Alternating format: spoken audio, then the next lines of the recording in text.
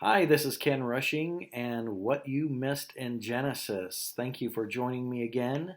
And hopefully, if you've made it through this far, um, I'm hoping that you're enjoying Genesis like I do. I think it's an amazing book. So, um, this lesson today is lesson 13, Shrewd or Nude. Yes, you heard it right. Shrewd or naked. Shrewd or nude. So, for those of you that like to geek out on some of the literary poetry of this, one of the poetic tools that's used in ancient Hebrew and a lot of ancient Near Eastern stories, not just Hebrew, do these things. It's called a chiasm, and a chiasm is like is the best the best way to describe it. I don't know. I don't know if it's the best way, but it's like the center of a book. So you fold the center of the book open, and there's like that crease that naturally folds open. It's that center, and then, um, but they are mirrored images within the story. So you'll have something at the beginning of the story and something near the end of the story that are both related to one another. And then you go, when you see that as a reader, you're like, oh, I wonder if there's anything inside of that would also mirror two things. And then you look inside that and it would mirror each other. And then it'll point to the center, which is for the reader to kind of discover this, kind of a fun discovery thing, and then read the story in light of what you just discovered the center of the mirrored image of the story is.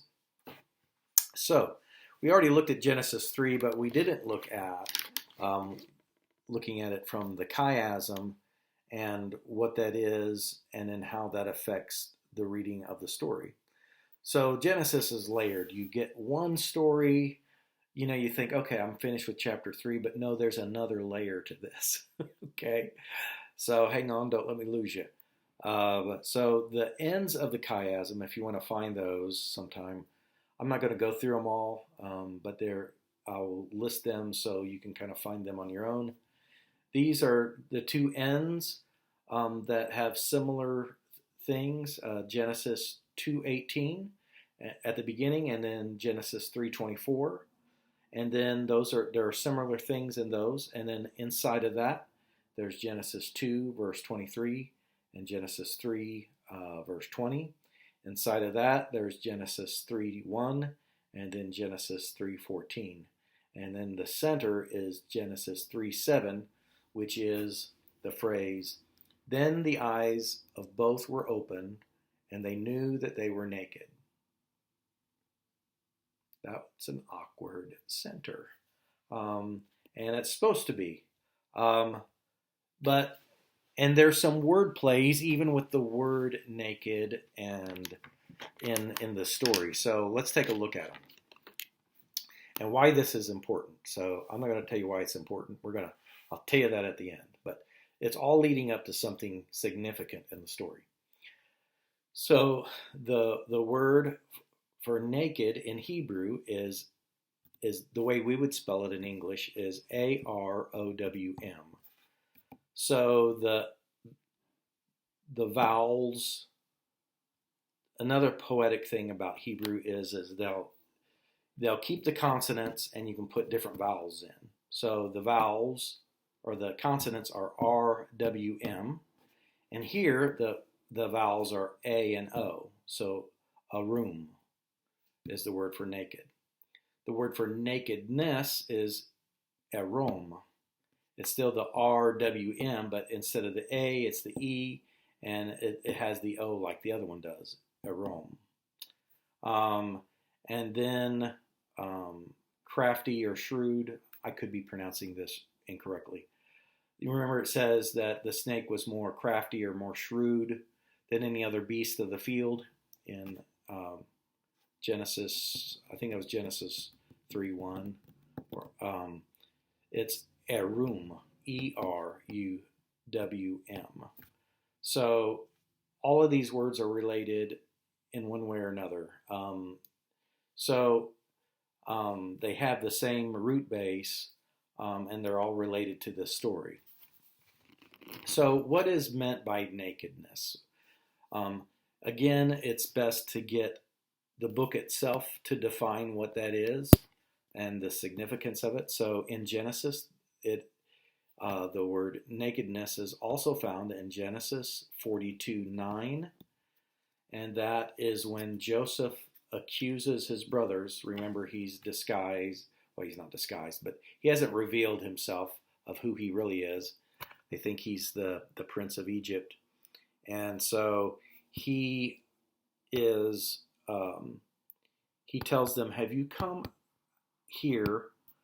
Talking to his brothers, have you come here just to spy out the nakedness of the land? In other words, have you come here to just see how vulnerable we are to attack? Have you come to view our vulnerability? So, nakedness, we should understand it as being vulnerable. And that's what it feels, right? When you're naked, you feel pretty vulnerable. So, how can this be used in the whole idea of trusting God?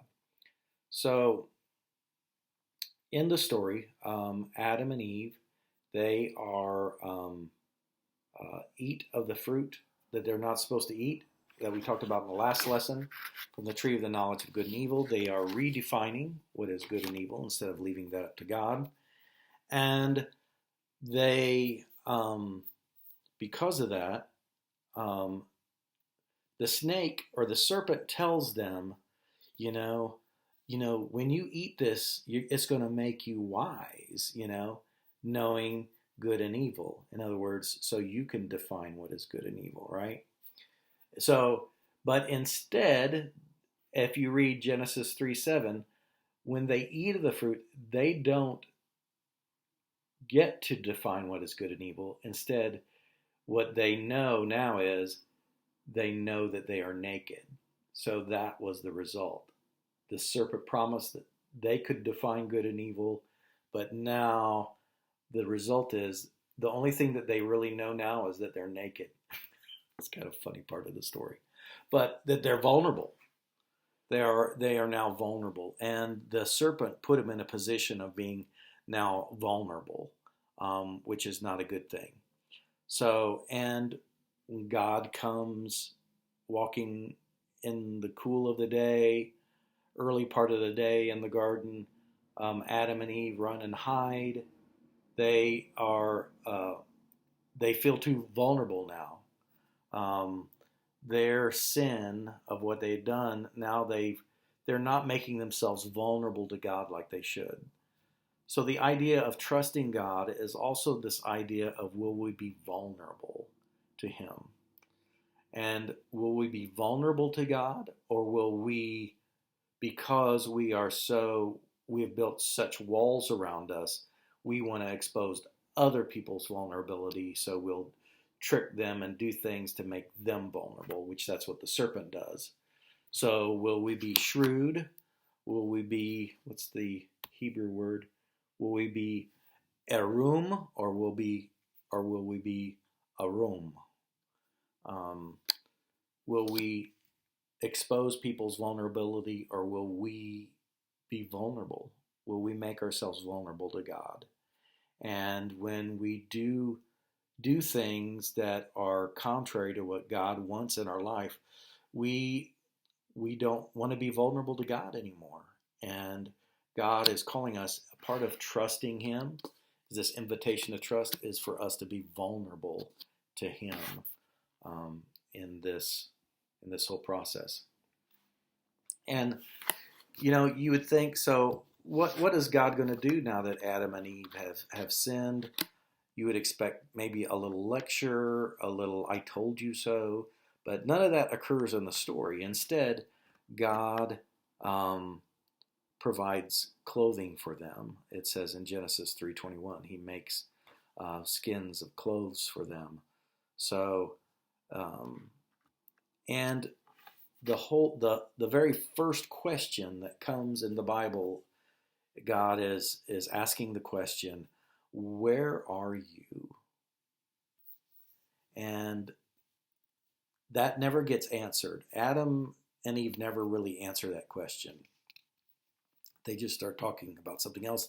They never really say where they are. But it's a deeper question, I think, for us when we are vulnerable to God. Where are you? Are you are you hiding? What are you? Why are you hiding? God is a good God, and He's here to cover and not further expose you like the serpent wants to do to you. God wants to take. God knows your nakedness. God knows your vulnerability. So just be vulnerable to Him, and He will help you. He will clothe you. He will protect you. So that is kind of the significant part, another part of Genesis 3 that we wouldn't normally find in the story. Something interesting that the New Testament writers do, I'm going to give this as an assignment to you also if you're interested. Mark chapter 14, beginning with verse 32 through verse 52, it's the story of Jesus in the Garden of Gethsemane. And that whole story is laden. It is a lot of nuggets are in there that is supposed to take you back to the story that we just read about being vulnerable to God, about nakedness, about being in the garden, and about hiding. So in Mark's account of the Garden of Gethsemane, he'll bring out things in the story that should remind you about Genesis 3. So he'll make sure that you understand that this is in the garden, right? Jesus is in the Garden of Gethsemane. They are on this Mount of Olives. So the idea of Genesis being on this Garden of Eden, being on a mountain that we talked about earlier. It is, I think Mark might be the only writer of the Gospels that mentions this, but I think it's funny. Do you remember him reading that some guy they grab a hold of some guy that's part of Jesus's group, and I guess it's Jesus's group, and if I remember right, and they just grab the cloak of the guy, and the guy runs off naked.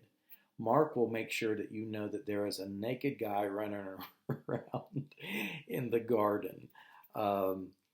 And so it's still, it should echo this idea of vulnerability and how Christ is that one who has made himself so vulnerable, and he's just pouring out his soul to God, and how God is willing to make himself vulnerable to us, that we might make ourselves vulnerable to him. So still another element of God's invitation for us to trust him. So anyway, beautiful, beautiful, beautiful stories, isn't it? So anyway, I hope this blessed you today. Continue watching What You Missed in Genesis. We'll try to do another one soon. Thanks.